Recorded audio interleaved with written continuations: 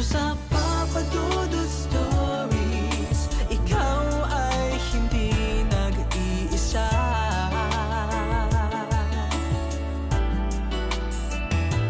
Dito sa Papa Dudut Stories, may nagmamahal sa'yo. Papa Dudut Stories, Papa Dudut Stories. Dear Papa Dudut, sa lahat po ng mga nakatutok ngayon, huwag kalimutan na mag-like, mag-share at mag-subscribe.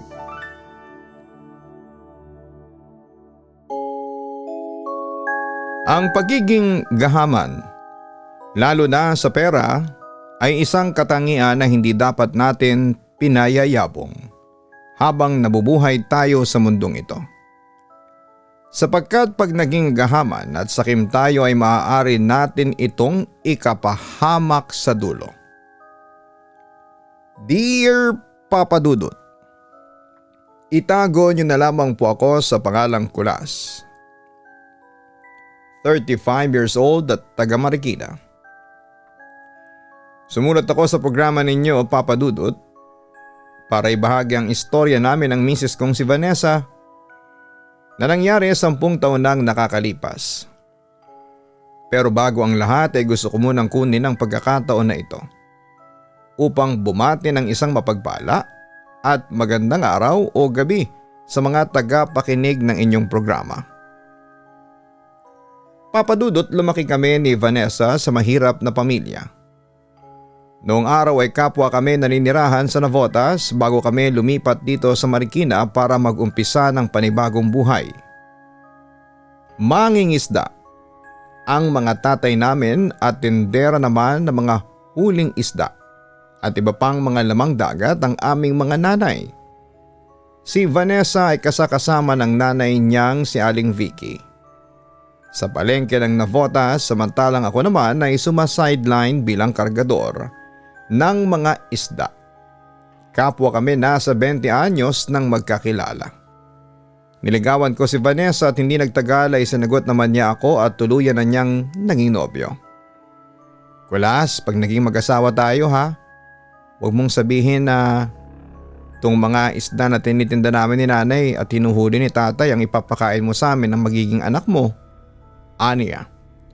Nagulat ako sa tanong niyang yon sapagkat isang araw pa nga lamang ang nakakalipas. Simula nang sinagot niya ako para maging opisyal niyang nobyo. Aaminin ko na napaisip ako at natameme nang sumandali sapagkat hindi ko alam ang sasabihin ko. Bakit? Ayaw mo ba ng mga isda at iba pang mga lamang dagat? Masasarap naman yun at masustansya. Yung iba nga dyan, ang mamahal kapag hinain sa mga restaurant at hotel, saad ko. Totoo naman yun. Ganon ang kwento sa akin ng pinsang kong serbidora sa isang 4-star hotel sa Makati. Alam ko naman na masarap at masustansya. Kaso nakakaumay din no. Buong buhay ko isda at lamang dagat na lang ang kinakain ko. Kaya nga naisip ko na baka ganun din ang mangyari pag nakapangasawa ako ng taga rito, sabi niya. Aaminin ko na may kurot sa puso ko ang bawat kataga na binitawan niya. Hindi ko mawari kung bakit ganun ang klase ng pananalita ang sinabi niya, lalo na't boyfriend na niya ako. Ibig bang sabihin niya na nagsisisi ka na sinagot mo na ako? Lakas loob kong tanong kay Vanessa makalipas ang ilang minutong pananahimik. Nagde-date kami noon sa mga fishbowlan ni Mang Kanor na merong pinakamasarap na sausawan sa lahat ng mga nakainan ko. Doon ko dinala si Vanessa. Gusto kong ibidang paborito kong meriendahan bukod sa burger sa kanto na nabibili ko lamang kapag malaki ang nakubra kong sweldo. Hindi naman, gusto ko lang kung sakaling lumagay na tayo sa tahimik sana subukan mong maghanap ng ibang trabaho. Gusto ko naman kasing maranasan yung buhay na hindi umagang-umagay nag-aamoy isda na ako. Saka gusto ko kung magkakaanak tayo mapag-aral natin sa magandang eskwelahan. Kung hindi man, sana mabigay natin ang mga pangangailangan nila. Hindi kagaya ng mga magulang natin na mukhang kontento na lamang sa pagiging mangingisda at tindera ng isda. Aniya na bakas ang kaunting kalungkutan. Papa Dudut, hindi namin intensyon na maliitin ang pagiging mangingisda at tindera ng isda sapagkat marangal na trabaho yon. Yun ang trabaho na bumuhay at nagpakain sa amin noong araw. Pero sa abot ng aking pagkakaunawa ay pilit kong iniintindi ang pangangailangan ni Vanessa kung bakit niya nasabi ang bagay na yon. Totoo naman na kontento na ang mga magulang namin sa kung ano lamang ang buhay na meron sila. Ni hindi na sila nangangarap ng mataas. Sabi nga ng tatay ko ay tigilan ko na raw ang pangangarap ng iba pang trabaho sa buhay bukod sa may kinalaman sa mga gawaing nakasanayan naming gawin. Tiyak na ganoon din ang sinasabi ng mga magulang ni Vanessa sa kanya. Pero imbis na makinig sa payo ng mga nakakatanda ay tumaliwas siya. Bagay na labis kong hinangaan sa kanya, Papa Dudut. Hindi nagtagal ay naging mag-asawa nga kami ni Vanessa, nagpakasal kami sa West ng Navotas taong 2016 at nangupahan sa isang maliit na kwarto doon. Hindi na rin ako nagtrabaho noon bilang kargador ng isda dahil gusto ko ngang patunayan kay Vanessa na may iba pa akong pwedeng gawin bukod sa pagbubuhat at pagtutulak ng mga banyera. Sa katunayan ay marami na rin akong trabaho na napasukan noong araw. Halimbawa na lamang noon ay nung namasukan ako bilang factory worker, press helper, tagaluto sa isang 24 hours na restaurant at tagakatay ng mga karne ng baboy sa isang tindahan ng mga karne sa lugar namin.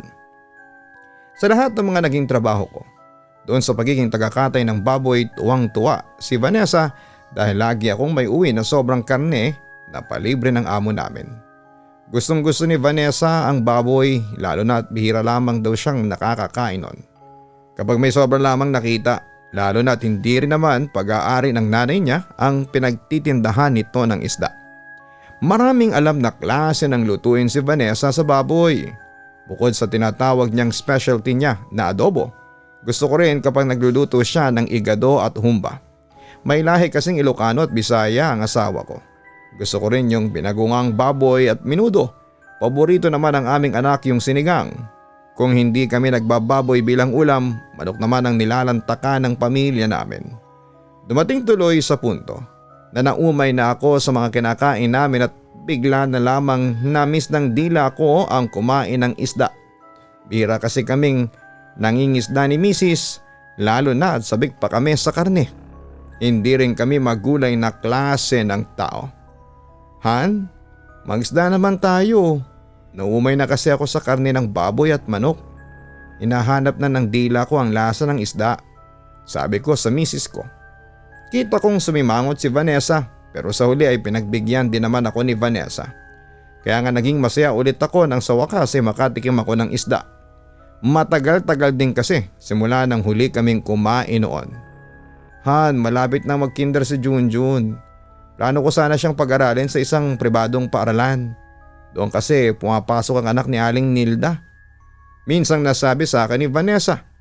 Kilala ko si Aling Nilda. May paupahan silang apartment ng seaman niyang asawa na si Mang Baste.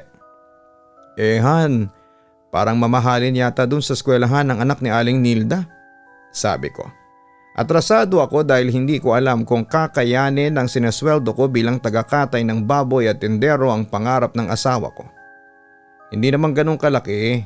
Ang dinig ko, sabi ni Aling Nilda, nasa 30,000 lang naman daw.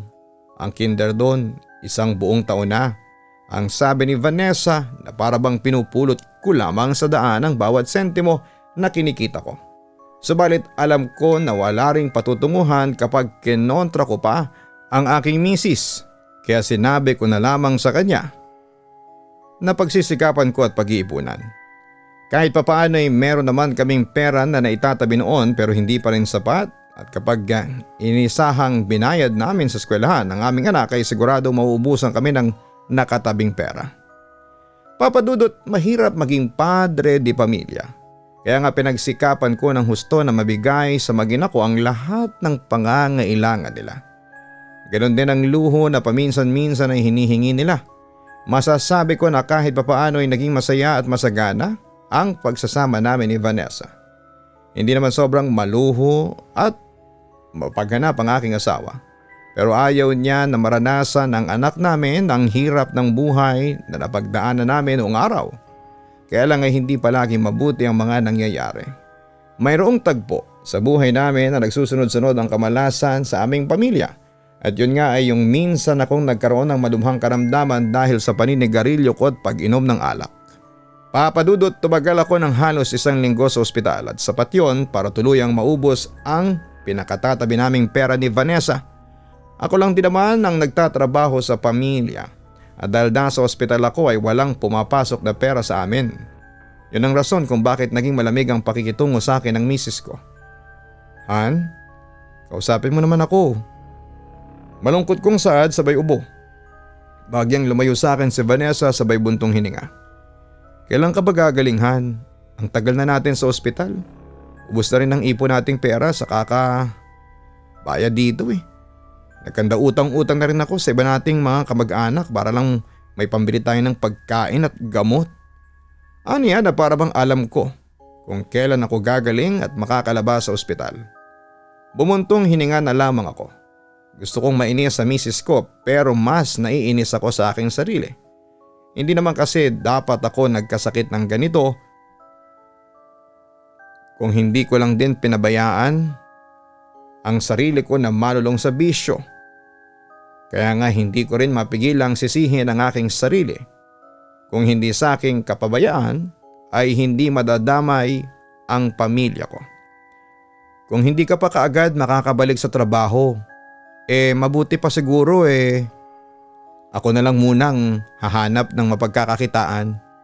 Sa di Vanessa ay kinagulat ko. Simula kasi nang mapangasawa ko siya ay hindi ko pinagtrabaho si Vanessa. At nung isinilang ang aming anak ay naging taong bahay na lamang siya. Ano namang trabaho ang papasukin mo? Tanong ko sa kanya. Kahit ano basta mapagkakakitaan. Hindi kasi pwede na habang andito ka sa ospital wala akong ginagawa. Han, saan na lang tayo pupulutin ito? Diba? Saka baka malubog tayo sa utang. Ayoko namang mangyari yun. Sabi ni Vanessa, bagay na silang ayunan ko. Kung magaling lang talaga ako hindi ko hahayaan na magbanat ng buto ang misis ko. Hindi nagtagal ay nakalabas naman ako sa ospital subalit kailangan ko pang magbawi ng lakas ng mga panahong yon. Kaya nga nagkasundo kami ni Vanessa na siya na muna ang magtatrabaho at ako muna ang maiiwan sa bahay upang asikasuhin ang aming anak habang nagpapagaling. Doon ko nga na-realize na hindi pala madaling maging housewife dahil hindi biro ang mga gawaing bahay papadudot. Lalo ko lang tuloy hinangaan ang asawa ko. Makalipas nga ang ilang araw ay nakita ko na lamang na nag-uuwi si Vanessa ng maraming grocery at iba pang pangulam tulad ng karneng baboy, manok, isda at prutas. Gulat na gulat ako sapagkat mukhang malaki ang kinita ni Vanessa samantalang ang alam kong trabaho lamang niya ay sa pabrika na gumagawa ng damit na pambata. Han, ang dami namang nitong mga dala mo. Mukhang malaki-laki ang sinweldo mo sabi ko sa kanya. Ngumiti lamang si Vanessa sabay dukot ng pera sa kanyang bulsa na nagkakahalaga ng 1,000 papel. O Han, para sa'yo, panggastos mo. Pero wag mong ipambibili yan ng pambisyo mo kasi malilintikan ka sa akin, sabi niya. Kinuha ko yon sabay tango. Tinabi ko ang pera at iniisip ko kung ano ang pwede kong mabili doon na pangangailangan namin sa bahay. Kasi wala na ako maisip dahil nga halos nabili na ni Vanessa ang mga kailangan namin sa pang-araw-araw. Hindi nagtagal bukod sa mga pagkain na mamahalin at masasarap. Nakita ko na lamang na nag-uuwi na rin si Mrs. ng mga gamit sa bahay katulad ng induction cooker, oven toaster at microwave oven. Yung mga gamit na pangarap lang namin noon na mabili pero hindi nga namin pinag-aaksayan ng pera, nabilhin dahil nagtitipid kami o kulang sa budget. Han, matanong lang kita. Sabi ko kay Vanessa, isang gabi na patulog na kami. Ano yun, Han? Dalian mo kasi naantok na ako, sabi niya sa akin. Kaya nga, prinoseso ko kaagad sa isipan ko ng mabuti ang sasabihin sa kanya. Yung pera na binibigay mo sa akin at yung pinambibili mo ng mga pagkain natin at gamit sa bahay, sa sweldo mo lang sa pabrika galing yun? Tanong ko sa kanya dahilan para mapatingin sa akin si Vanessa. Oo, doon nga galing yun, sagot niya. Pero alam kong nagsisinungaling ang asawa ko. Sigurado ka ba kasi parang katakataka? Baka naman inuutang mo yung pera na pambili ng mga yan ha? Ayoko naman sanang sabihin yon pero malakas ang kutob ko na hindi nagsasabi ng totoo ang misis ko. Ano bang sinasabi mo dyan na inuutang allergic nga ako sa utang? Inis na sabi ni Vanessa sa akin. Nagsorry na lamang ako kay Vanessa. Bagay na sinabi niyang kalimutan na lang daw namin. Hindi naman kasi ako yung klase ng mister na palaaway papadudot. Mapagkumbaba ako. At hanggat maaari ayoko na nagsisimula ng hindi mapagkakasunduan sa bahay namin. Kaya nga mas pinili ko na lamang manahimik at hinayaan ko na lamang ang misis ko na dumiskarte sa buhay habang nagpapagaling ako. Kaso makalipas ang ilang araw, hindi na talaga mawala sa isipan ko yung isipin kung saan galing ang pera na kinikita ng aking asawa. Hanggang isang araw, naliligo si Vanessa at naghahanda. Sa pagpasok sa trabaho nang marinig ko ang sunod-sunod na chat mula sa kanyang cellphone. Nung una ay binabaliwala ko lang yon. Pero muling tumunog ang cellphone ni Vanessa, indikasyon na meron na namang nagchat sa kanya. Sa tingin ko ay hindi naririnig ni Vanessa na may nagchat-chat sa kanya dahil malakas ang agos ng tubig sa gripo. Kaya nga bigla ang umira lang pagiging pakialamero ko. Dinampot ko ang cellphone ni Vanessa upang usisahin kung sino ang nagchat sa kanya. Papadudot doon ko natuklasan na may kinakausap na ibang lalaki ang asawa ko na siyang nagpapadala ng pera na panggastos namin. At base sa petsa, simula nang una silang mag-usap ay matagal-tagal na rin na nasa ospital pa nga ako habang nakakonfine yon. Paglabas ni Vanessa mula sa banyo ay nanlaki agad ang mga mata niya matapos makita ang cellphone niya na hawak ko. Bakit mo hawak ang cellphone ko, Han? Galit niyang tanong pero galit ako sa kanya na mga panahong yon. Ako nga dapat ang magtanong sa iyo ng ganyan. Sino tong kausap mo? Huwag ka nang magmaang-maangan, huling-huli ka na, singhal ko. Pinigilan ko pa rin ang sarili ko na makapagsalita ng masama kay Vanessa dahil asawa ko pa rin siya. Patawarin mo ako, Han. Nagawa ko lang naman na makipag-usap kay Joseph dahil kailangan natin ng pera. Anya. Pinaliwanag sa akin ni Vanessa na si Joseph ay isang byudo na taga Maynila. Ipinakilala raw sa kanya ito ng kumare niya na minsan din pala niyang nautangan. Sabi raw sa kanya pwede niyang kausapin para hinga ng pera dahil madali lang naman daw utuin si Joseph. Inamin din ni Vanessa na wala naman daw siyang nararamdaman kay Joseph. Pero hindi agad ako naniwala. Sumampa si Vanessa na hindi pa niya nakikita ng personal si Joseph at wala raw siyang balak na makipagkita rito. Ang plano niya ay hut-hutan lamang ito ng pera at kapag nakapag-ipon na kami ng sapat hanggang sa tuluyan akong gumaling at makabalik sa trabaho ay hindi na niya kakausapin pa si Joseph. Sa huli nakumbinsi ako sa sinabi ni Vanessa at hinayaan ko na lamang siya na makipag-usap kay Joseph. Basta alam ko kung ano ang pinag-uusapan nila. Bagaman labag sa prinsipyo ko na gumamit ng ibang tao upang maisalba ang kahirapan ng aming pamilya. At ang malala pa roon ay magkasabwat pa kami ni Mrs. Pero pilit na lamang naming sinasantabi ang isiping yon. Sa halip ay iniisip na lang namin na mas marami pa ring tiwaling tao na may ninanakaw na umaabot pa nga ng milyones pero hindi nga yata nakukonsensya sa ginagawa nila. Han, anong gagawin ko? Mukhang gustong-gusto talagang makipagkita ni Joseph. Sabi ni Vanessa. Pinabasa niya sa akin ang mensahe nito na tila ba namimilit sa kanya na makipagkita. Ayoko sana kasi baka kung anong gawin niya sa akin eh. Ilang araw ko na rin kasi siyang hindi nire-replyan sa chat. Sabi pa ng misis ko. Sabihin mo makikipagkita ka pero padalhan ka muna ng malaking pera. Han, tapos block mo na siya sa social media para hindi ka na niya guluhin pa. Suhestyon ko. Bagay na sinang-ayunan ni Vanessa. Nakapagdesisyon na kasi kami natitigilan na niya ang pakikipag-usap kay Joseph dahil makakabalik na rin naman ako sa trabaho. Kaya plinano naming mabuti na putulin ang ugnayan nilang dalawa pero hindi po pwede na hindi namin pagkakitaan si Joseph. Papa Dudut. Hiningan nga ni Vanessa si Joseph ng malaking halaga na ipadala raw niya sa amin kapalit ng pagpayag ng misis ko na makapagkita sa kanya. Umasa kami na mabilis kausap si Joseph at mabilis din niyang maipapadala sa amin ang pera. Kaya lang makalipas ang isang linggo. Walang dumating na pera sa misis ko at hindi na rin nag-reply pa si Joseph. Kapwa kami na inis ni Vanessa sapagkat pakiramdam namin ay pinaasa kami ng matandang yon. At kahit na anong chat sa kanya ng misis ko, ay hindi na talaga siya nag-reply. Pero isang madaling araw ay nakatanggap ng mensahe mula kay Joseph ang misis ko. Sinabi sa kanya na pumunta sa isang address at doon ibibigay ni Joseph ang malaking pera na hinihingi ng misis ko. Nung una ay nag-alangan kami pero sa huli nang hinayang pa rin kami sa pera. Kaya naman sinabi ko na sasamahan ko si Vanessa sa pakikipagkita sa Joseph na yon pero hindi ako lalapit.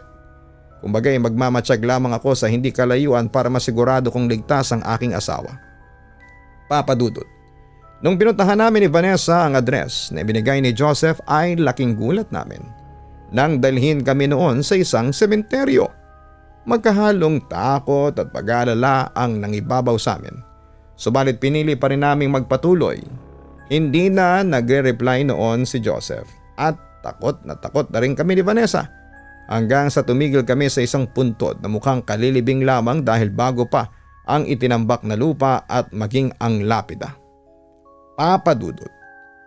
Nang basahin namin ang pangalan sa naturang lapida, ay bumulaga sa amin ang pangalan ni Joseph. Gayon din ang petsa ng kapanganakan at kamatayan niya na nangyari lamang nung nakaraang araw. Nasa lapida rin niya ang larawan niya, isang matanda na tansya ko ay nasa 80 anyos na. May kulubot na ang balat at matalim ang mga mata kung makatingin sa amin. Doon pa lamang ay nakaramdam na kami ng matinding kilabot ni Vanessa. At nadagdagan pa yon ng tumunog ang cellphone ng misis ko na indikasyon na nag-chat muli si Tanda. Napatakbo kami ni Vanessa dahil sa hindik na naramdaman namin. Nang medyo nakakalayo na kami sa sementeryo ay mabilisan naming binura at blinak ang number ni Joseph upang hindi na makapagpadala ng mensahe sa aking asawa. Pero hindi pa rin mawala ang takot na naiwan sa amin matapos madiskubre na patay na pala ang kachat ng misis ko. Hindi nagtagal nalaman namin ni Vanessa sa kumare niya na inatake pala sa puso si Joseph dahilan para mamatay ito. Pero ang ipinagtataka namin ay sino ang nagchat-chat kay Vanessa kung wala na si Joseph, hindi ba? Simula noon ay namuhay na kami na may labis na takot at pag-aalala na baka anumang sandali ay balikan kami ni Joseph at pagbayarin sa panggagamit namin sa kanya. Papadudot pagkatapos ng pangyayaring yon ay nangako kami ni Vanessa na magpapakatino na. Binenta rin namin ang ilang gamit namin para makalipat ng bahay sa Marikina. Bumalik na rin ako sa trabaho at nakontento na lamang kami ng asawa ko kung ano ang meron kami.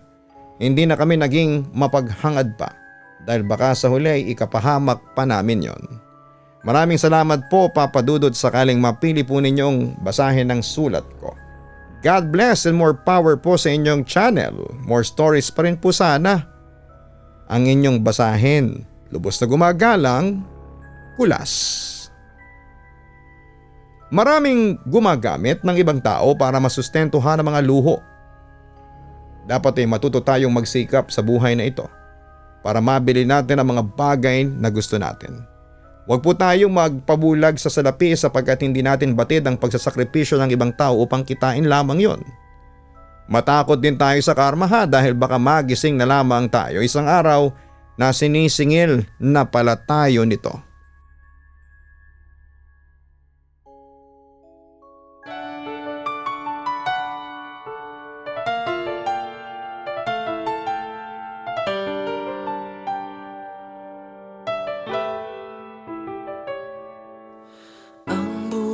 Ay mahiwaga, laging may lungkot at saya.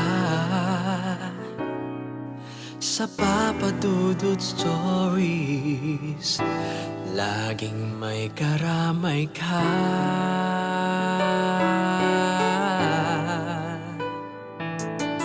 Mga problemang kaibigan, dito ay pakikinggan ka. Sa Papa Dudut Stories, kami ay iyong kasama. Dito sa Papa Dudut Stories, ikaw ay hindi nag-iisa.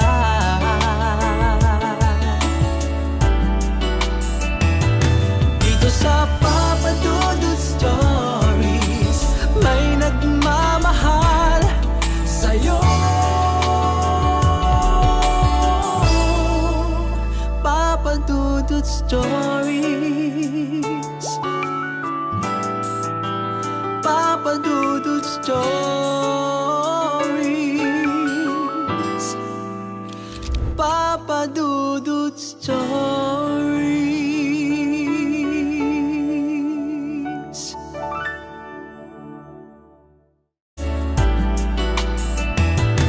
Dito sa Papa Dudut Stories, may nagmamahal sa'yo. Papa Dudut Stories, Papa Dudut Stories. Hello mga ka-online, si Papa Dudut po ito. Nag-enjoy ka ba sa ating kwento ngayong araw? Huwag kalimutan na i-share, mag-like at mag-subscribe. Maraming salamat po